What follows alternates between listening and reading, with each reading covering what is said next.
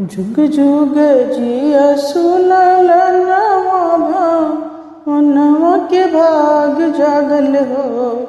ललना लाल हुए कुलवा के दीपक मनवा में आस लागल हो।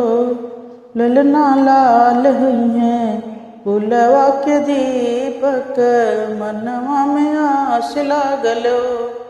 आज के दीनवा सुहावन रतिया लुभावन हो।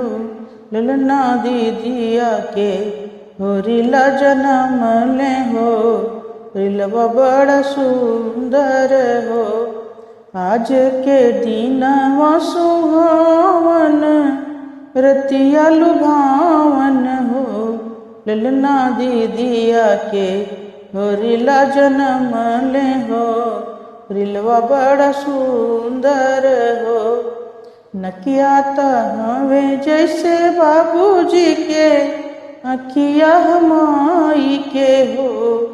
ललना मुहावा चनवा सुरुजवा सगरो अजोर भैल हो। नकिया हवे जैसे बाबूजी के अखिया हमाई के हो।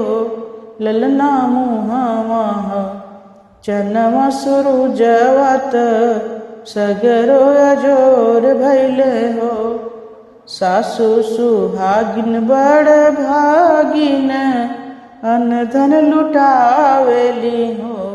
ललना दुअरा पे बाजेला बधैया गनवा उठे सोहर हो। ललना दुअरा पे बाजेला बधैया गनवा उठे सोहर हो। नाच नाची गावेली बहिनिया लन के खिलावेली हो। ललना हंसी हंसी टिहुकी चलावेली रस बरसावेली हो। ललना हंसी हंसी टिहुकी चलावेली रस बरसावेली हो। जुग जुग जिया सुललनवा भावनवा के भाग जागल हो।